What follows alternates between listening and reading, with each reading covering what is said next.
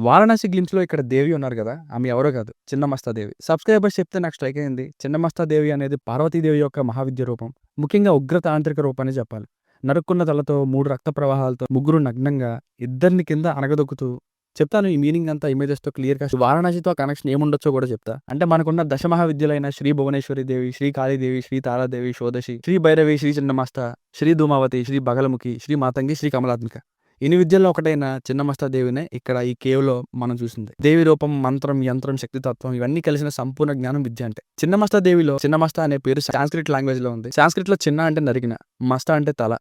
అంటే తన తలను తానే నరుకున్న దేవి అని అర్థం. ఈ దేవికి సినిమాకి కనెక్షన్ ఏంటో తెలుసుకునే ముందు చిన్నమస్తాదేవి స్టోరీ అంటే షార్ట్‌గా ఇమేజెస్‌తో తెలుసుకుంటే ఇంకా బాగా ఐడియా వస్తుంది. అండ్ కనెక్షన్ కంటే ఈ బ్యాక్ డ్రాప్ తెలుసుకోవడం ఇంకా ఇంపార్టెంట్. చెప్తాను. అలాగే లాస్ట్ వారణాసి గ్లిమ్స్ అనాలిసిస్ వీడియోకి మంచి రెస్పాన్స్ వచ్చింది. నాకు స్ట్రైక్ అవ్వక చిన్నమస్తాదేవి గురించి ఆ వీడియోలో చెప్పలేదు.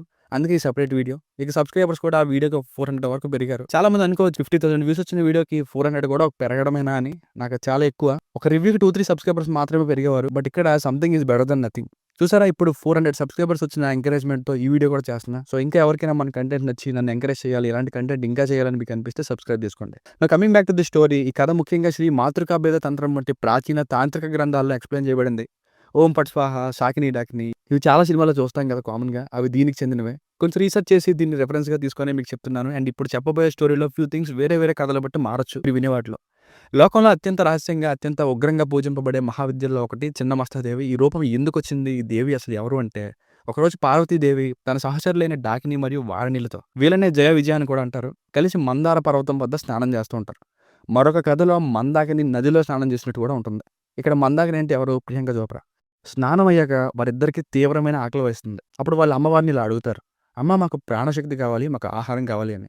వారి కోరిక వినగానే ఆహారం కోసం పార్వతీదేవి ఆలస్యం చేయకుండా తన ఖడ్గంతో తన తలను తానే నరికేసుకుంటారు. అదే క్షణంలో ఆమె మెడ నుండి 3 రక్తధారలు బయటకొచ్చాయి. ఒక దారం ఆమె తల నోట్లోకి, మిగతా 2 డాకిని మరియు వారిని నోట్లోకి ప్రవహించాయి. వీరంతా తృప్తి పొందిన తర్వాత అమ్మవారు తిరిగి తన తలను శరీరానికి కలిపి సాధారణ రూపంలోకి మారిపోతారు. ఈ అదృశ్యకరమైన రూపమే చిన్నమస్తాదేవి. మాక్సిమం ఈమె తప్ప ఎవరు కూడా ఈమె రూపంతో ఉండరు. ఎక్కువ నార్త్ సైడ్ జార్ఖండ్, నేపాల్ ఇటు సైడ్ ఎక్కువగా పూజిస్తారు. జార్ఖండ్‌లో రాజరప్పాలో శక్తిపీఠంగా కూడా ఉంది చిన్నమస్తాదేవి గుడి. తాంత్రికులు అర్ధరాత్రులు శక్తివంతులు కావడం కోసం అమావాస్య నాడు ఇంకా రాత్రుళ్ళు ఈమెకు పూజలు చేస్తూ ఉంటారు. అయితే గమనించాల్సినవి ఏంటంటే తలను నరుక్కోవడం అనేది అహంకార నాశనం. వేరొక స్టోరీలో ఆ నీటిలో స్నానం చేసినప్పుడు లస్ట్ అది ఇది వస్తుందంటారు.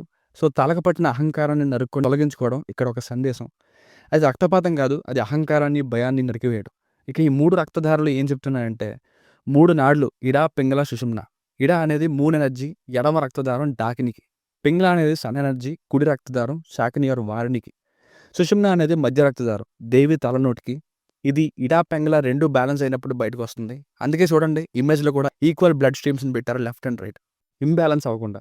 ఇది మన శరీరంలో ప్రాణశక్తి ప్రవహించే 3 ప్రధాన దారులు. దేవి స్వయంగా జీవశక్తి మూలం అని ఇది సూచిస్తుంది. సరిగ్గా చూస్తే కింద కామారతి, మేల్ అండ్ ఫీమేల్ జంటపై నిలబడ్డం. ఇది అత్యంత ముఖ్యంగా చెప్పాల్సింది మీకు. సరిగ్గా చూస్తే మేల్ అండ్ ఫీమేల్. ఇక్కడ అర్థం చేసుకోండి. మనిషి ఇలాంటి కోరికలకి బానిస అవ్వకూడదని. మనమే కోరికల్ని నియంత్రించాలని.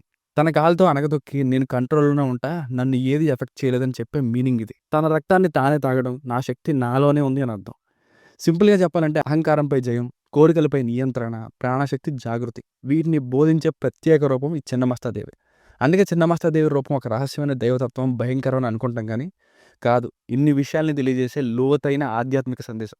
ఇక ఇప్పుడు బ్యాక్ స్టోరీ అయింది కదా! ఈ ఫ్రేమ్‌లో మందాకిని కింద పడిపోతూ ఉంటుంది. ఈ మందాకిని పోస్టర్‌లో ప్లేస్‌నే ఇది. కింద తంత్ర సాధన చేస్తూ ఉంటారు. మేబీ కుంభ చిన్నమస్తాదేవి అనుగ్రహంతో ఈ మందాకిని యూజ్ చేసుకొని ఏదో సాధించాలని కుంభ అతని మనుషుల్ని కాపలాగా డిఫెండింగ్‌కి పెట్టినప్పుడు, ఆ తంత్ర విద్య జరుగుతున్నప్పుడు రుద్రాయన మహేష్ బాబు దీని నుండి మందాకిని కాపాడడానికి వస్తారు.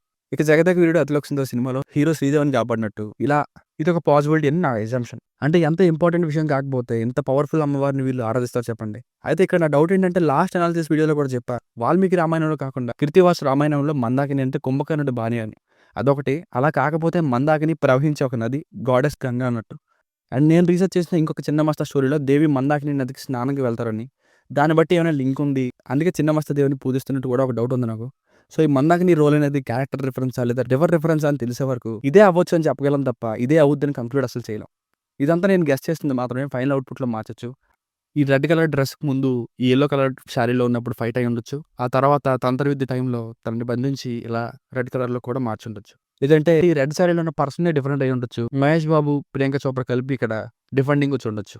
సో ఇదండి చాలా టైం స్పెండ్ చేసి కష్టపడి వీడియో చేశా. ఇక మీరు కొంచెం నా కష్టానికైనా సబ్స్క్రైబ్ చేసుకుంటే అదే చాలు. ఇంకా ఇలాంటి డీకోడింగ్ చేయడానికి కష్టపడతా.